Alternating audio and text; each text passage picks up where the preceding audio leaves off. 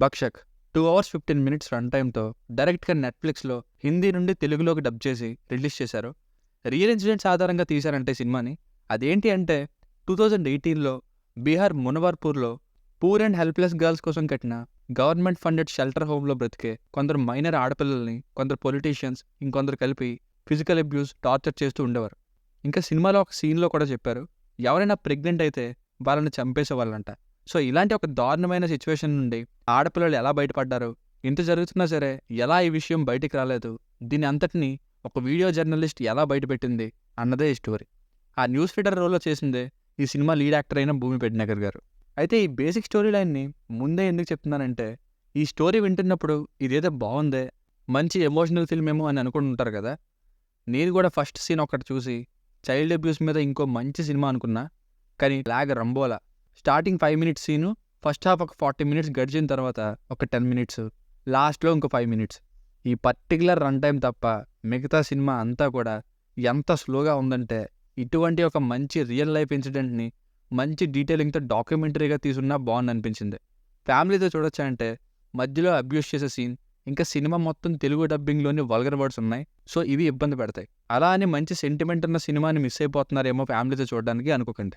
Plus points, ఈ cinema కోసం తెలుసుకున్న వారికి ఎవరికైనా ఫస్ట్ అనిపించేది, ఈ 2018లో అంటే ఈ ప్రెజెంట్ కాలంలో కూడా అది ఎంత టెక్నాలజీ డెవలప్ అయ్యాక పాప మా ఆడపిల్లల్ని అంత టార్చర్ చూపించారా అనిపించింది. ఫస్ట్ 5 మినిట్స్ సీన్ అయితే మంచి ఎమోషనల్గా ఉంటుంది. సినిమా మీద ఇంట్రెస్ట్ని అమాంతం పెంచేస్తుంది. భూమి పెడ్నేకర్ గారికి మెసేజ్ ఓరియంటెడ్ సినిమాలు కొత్తేం కాదు, పర్ఫార్మెన్స్ బాగుంది. లాస్ట్లో సింగిల్ టేక్ డైలాగ్ని ఫ్యూ మినిట్స్ పాటు ఈవిడ బాగా చెప్పారు.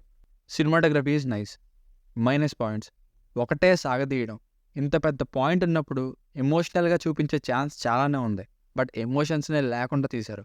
ఇలాంటి ఒక సినిమాని తీసినప్పుడు సినిమాని చూస్తే ఆ అవుట్పుట్కి ఎవరికైనా దెబ్బకి ఆడపిల్లలు జాగ్రత్త పడిపోవాలి, కొంచెం అందరూ ఆలోచించాలి అనేలా ఉండాలి ఎగ్జిక్యూషన్. కానీ సరే, ఒక పాయింట్ రియల్ లైఫ్ దొరికింది, నా ఇష్టం, దాన్ని వాడుకొని నాకు నచ్చినట్టు తీస్తా అంటే ఇలాగే తగలబడిపోతుంది. తెలుగు తమిళ్లోనే బోలెడన్ని చైల్డ్ అబ్యూస్ సినిమాలు కోర్ట్ రూమ్ డ్రామాస్తో కలిపి వచ్చి మంచి ఇంపాక్ట్ ఇచ్చి వెళ్ళాయి. కానీ ఈ సినిమా అందులో 10% అంతే.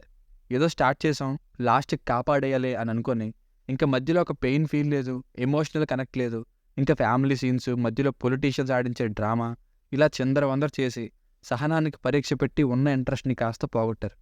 నిజంగా డాక్యుమెంటరీ అయితే మంచి డీటెయిలింగ్ అయితే చూపిస్తూ ఫ్యాక్ట్స్ని రివీల్ చేస్తూ ఉంటే చూడాలనిపిస్తూ ఉంటుంది. ఇలాంటివి ఇంకా థ్రిల్లింగ్ కానీ ట్విస్టులు కానీ ఇలాంటివి ఏమీ లేవు. సో ఫైనల్గా ఈ మూవీకి వర్డిక్ట్ ఏంటంటే, పోలీసులకి ప్రూఫ్స్ని చూపించి పట్టించడం అనే 1.5 అవర్ రన్ టైంని ఎంగేజింగ్గా ఉండేలా చూసుకుని ఉంటే యూనిక్ ఫిల్మ్ అయి ఉండేది.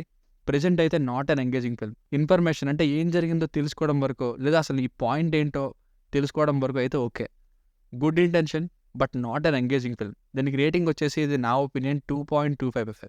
మీకు కనుక నా రివ్యూ నచ్చినట్లయితే మరిన్ని రివ్యూస్ కోసం మన ఛానల్ని సబ్స్క్రైబ్ చేసుకోండి. Thank you.